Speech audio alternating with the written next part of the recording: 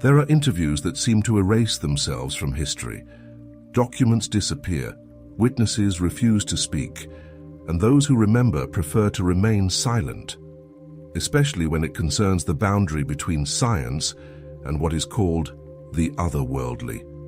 The name of Stephen Hawking is known to everyone, a great physicist, thinker, a man who overcame not only the limitations of his body, but also the boundaries of human knowledge. He spoke about black holes, about the beginning of the universe, about the nature of time. But there was one topic that he almost always avoided in public speeches: the afterlife. In the spring of 2025, a group of researchers studying the digital archives of closed university collections discovered a strange recording. In the database of the University of Cambridge, among materials not intended for public access, there was an audio file. Its name consisted of random numbers and letters, but in the metadata it read, "Hawking, consciousness, beyond." At first it was assumed that this was a montage or a hoax, but acoustic analysis confirmed the voice indeed belonged to Stephen Hawking. Moreover, the recording was made in the early 2000s, exactly during the period when the scientist had practically refused interviews. The file contained a conversation between Hawking and an unknown interviewer. The identity of the interlocutor could not be established. His voice was altered or processed. The first 10 minutes discussed classical questions, the origin of time, the nature of gravity. But then the interviewer asked a question that changed the course of the entire conversation. "Professor, if information in a black hole does not disappear, is it possible that consciousness also persists after the death of the body?" There was a pause. The recording captures a barely audible breath of Hawking. Then he said, "This is a question I have studied more than I have publicly admitted." Then followed a monologue that for a long time was considered impossible for official science. If information is not destroyed, this concerns not only physical objects, but also cognitive patterns, memory, perception, experience. What religions call the soul may not be a separate entity, but an information structure. This structure obeys the laws of conservation. The interviewer clarified, "You are saying that consciousness can continue to exist?" Hawking's response sounded unexpectedly firm. "In a certain form, but not in the way traditional religions imagine it." He explained that he had worked on a hypothesis according to which consciousness is not a localized function of the brain, but quantum information distributed across space and time. When the body ceases to function, the information does not disappear. It transitions into another state. In this sense, death is not the end. It is a transformation. These words contradicted many of his public statements. In official interviews, Hawking often repeated that after death there is nothing. But as it turned out, in private conversations, he allowed for a completely different possibility. And this is where the strangest part begins. When the researchers began to study the properties of the audio file, they noticed something strange. In the recording, there were barely discernible sounds resembling digital markers or hidden codes. Audio forensic specialists suggested that the file had been edited or was protected to conceal certain fragments. However, the most important part remained intact. In the interview, Hawking continued, "In recent years, I consulted with a group of physicists and neurobiologists who were working on what we provisionally called the Cognitive Trace Program. The goal was simple: to find out whether consciousness could leave measurable traces after the death of the brain." He mentioned that special neurointerfaces and laser spectroscopy were used for this. Such technologies were officially applied only for studying memory. But, according to Hawking, a number of experiments yielded unexpected results. In 2 cases, we recorded anomalies. After the death of the patients, bursts of quantum activity were observed in the laboratory, which could not be explained by standard models of tissue decay. The interviewer asked, "Do you mean something like a quantum echo?" Yes, memory, feelings, possibly even fragments of personality, were preserved in the field, not in the usual sense, but in the form of patterns capable of interacting with the environment. This idea was reminiscent of Roger Penrose's theories about quantum consciousness, but Hawking went further. He proposed a hypothesis that black holes and human consciousness obey similar laws. A black hole does not destroy information, it transforms it. I came to the conclusion that consciousness follows a similar path. It does not disappear, it changes its form of existence. Then there was a long pause in the recording. The interviewer quietly asked, "Is this what the soul is?" Hawking's voice became almost a whisper. "If you remove religious interpretations, yes, it is an informational soul. It does not belong only to the body. It is part of quantum reality." At this point in the audio file, noises and distortions appeared, as if someone was trying to interrupt the recording. The researchers attempted to recover the lost fragments using spectral analysis. Some data were successfully reconstructed. In the remaining minutes, Hawking spoke about how such conclusions were too dangerous for publication. If the existence of a cognitive trace after death is confirmed, it will change everything. Philosophy, science, religion, politics. Some will use it for good, others for control. He added, "That is why I decided not to publish this data. Perhaps humanity is not ready yet." The file ended with a sharp click, a sign of the recording stopping, but the most mysterious part lay ahead. When the team of researchers studied the metadata of the file, they discovered another detail. The description contained encoded coordinates. Initially, they were taken as a random set of numbers, but when the coordinates were entered into a mapping system, they pointed to a laboratory complex near Geneva. It was one of the experimental bases associated with CERN. Officially, this base was used for testing magnetic systems, but independent sources claimed that in the early 2000s, a closed group of scientists operated there under the leadership of Dr. Mark Euler, a physicist who had previously collaborated with Hawking. The researchers decided to check CERN's archives. After several months of requests and legal procedures, they gained partial access to declassified data. Among them were reports marked Cognitive Echo Project, dated 2002 and 2003. One of the reports stated, "During experiment number 14, anomalous quantum radiation was recorded at the moment of the clinical death of the subject. The radiation continued for 4 minutes after the documented cessation of cardiac and brain activity." Another document contained a phrase that shocked even the skeptics. "The probability of spontaneous signal generation in laboratory conditions is less than 1/1,000,000%. The recorded phenomenon corresponds to the cognitive trace hypothesis." This was an indirect hint that Hawking was not just speculating about the possibility of the existence of the soul. He and his colleagues had already observed phenomena that could be manifestations of consciousness after death. But why had this information never become public knowledge? The answer turned out to be frighteningly simple. Dr. Mark Euler disappeared in 2004. His trail went cold. Soon after, all employees of the Cognitive Echo Project group were either dismissed or reassigned. All project materials were classified. In CERN's official reports, there were no mentions of the project after 2003. Some members of the research team working on decrypting Hawking's interview began receiving anonymous warnings. They were advised to stop the investigation. One of the audio forensics experts suddenly refused to continue working and left the country. However, part of the team decided to continue. They were convinced that the information Hawking had left in the audio file was too important to be buried again. Meanwhile, analysis of the original file revealed a hidden digital message.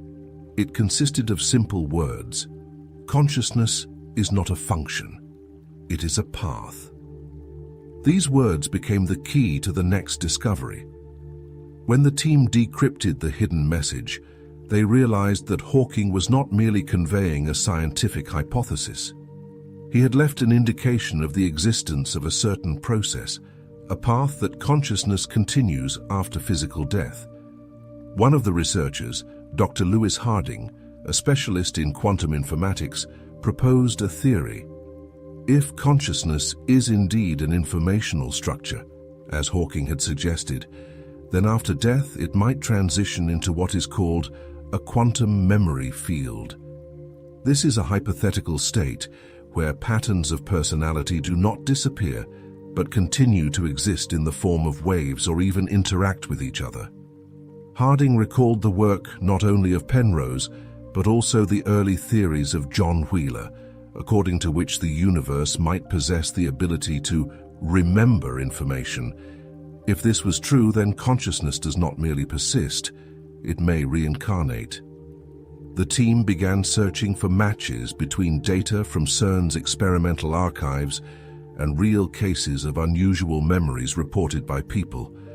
They turned to the database of the Division of Perceptual Studies at the University of Virginia, where for more than 50 years, testimonies of children remembering past lives had been collected. The coincidences were alarming. In 13 cases, children described events related to places and individuals that had previously been documented in the cognitive echo projects and similar studies. For example, a 6-year-old boy from Texas described in detail experiments involving magnetic traps in the Geneva laboratory, even though his family had no connection to science or Europe. A girl from California recalled sequences of numbers that matched the test codes from the Cognitive Echo project. These data could not be dismissed as mere coincidences. Dr. Harding concluded that if the information of consciousness truly persists, it can be picked up by new carriers, children whose neural networks resonate with the quantum traces of past consciousness.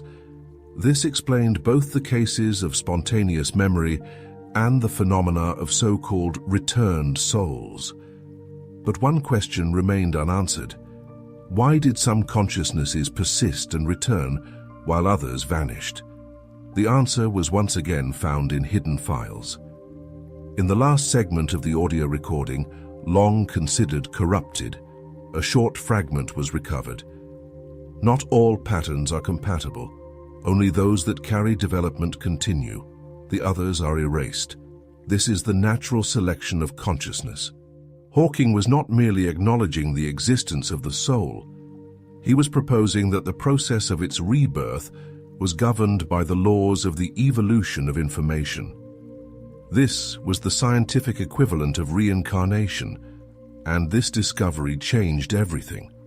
After the publication of the initial findings by the research group, a wave of criticism arose within the narrow scientific community.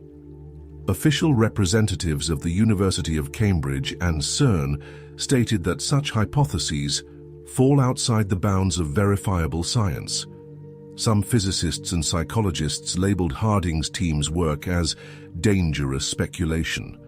However, there were those in academic circles who supported the research.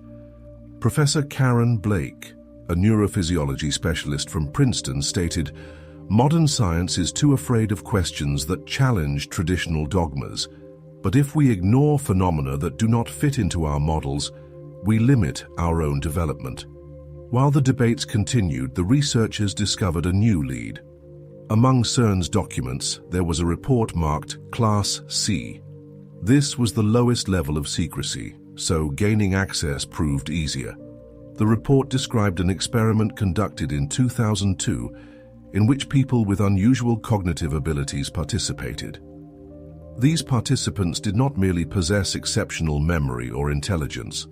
They exhibited cases of spontaneous recollections of events to which they could have had no connection.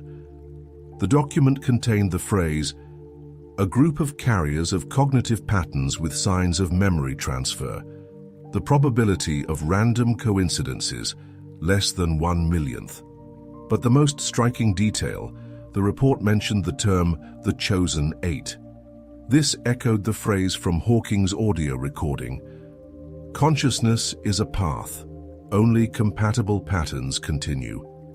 Harding and his colleagues realized that it was possibly referring to a group of people whose consciousnesses were not only preserved, but were intentionally guided to perform a specific task in the future.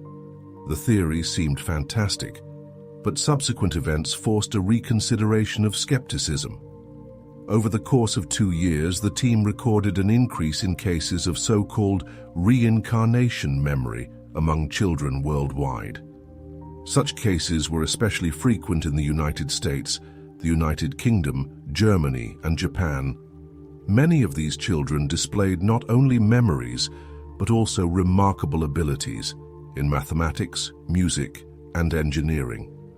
Some of them spoke of tasks they needed to accomplish, though they could not explain what those tasks were. Dr. Harding contacted the Division of Perceptual Studies at the University of Virginia. Joint research revealed that most of these children were born during periods coinciding with significant social and technological changes. As Hawking had predicted, the consciousnesses were not returning randomly. They were part of an evolutionary process, and this was not the end of the discoveries. Meanwhile, Harding's team continued to collect data. The number of confirmed cases of reincarnation memory in children continued to grow. Unusual memories and abilities appeared especially often in those born during periods of social and technological change. These children did not just recall past lives. Many of them demonstrated outstanding abilities in mathematics, music, engineering, and even scientific concepts that no one in their families had ever discussed. Some spoke of missions or tasks that they needed to accomplish, although they themselves did not always understand what exactly this meant. Harding and his colleagues concluded consciousnesses returned not by chance. This was a guided evolutionary process. Soon the term compatible consciousnesses began to appear more and more frequently in their research, those who, by an unknown mechanism, preserved memories and abilities from past lives to accomplish tasks in the present. But the most unexpected event was the appearance of an anonymous source. One day Harding received an encrypted message. It contained the phrase, "Hawking knew more than you think. This is not the end. This is the beginning." Attached to the letter was a file titled Protocol of the Evolution of Consciousness. Inside was a document outlining a theory developed by Hawking together with a small group of physicists, neurobiologists, and philosophers. The document stated, "Consciousness is not a product of the brain, but a basic structure of reality. Black holes and consciousness obey the same laws of information preservation. The soul is an informational pattern that evolves through the experience of life and death. Only those consciousnesses that contribute to development continue. The others disappear. During periods of crisis, compatible consciousnesses return to help humanity take the next step." At the end of the document was Hawking's signature and his words, "The fear of death is the fear of losing form, but information does not disappear. We do not die. We transform." These revelations explained many things: phenomena of spontaneous memory, inexplicable abilities of children, and the synchronicity of the appearance of individuals who changed the course of history. But they also pointed to possible risks. Control over such knowledge could turn into a weapon. Harding's team decided not to keep the information secret. Soon their findings were published in open sources. The research caused a huge public outcry. Millions of people began to question their own memories, fears, and the phenomenon of déjà vu. For many, this became not just a scientific hypothesis, but a new paradigm of thinking. And, as Hawking predicted, this was only the beginning. If this story made you think, support us with a like, write your opinion in the comments, and subscribe to the channel. more discoveries lie ahead that could change our understanding of life, death, and destiny. Because the story of the soul is the story of all humanity, and it continues.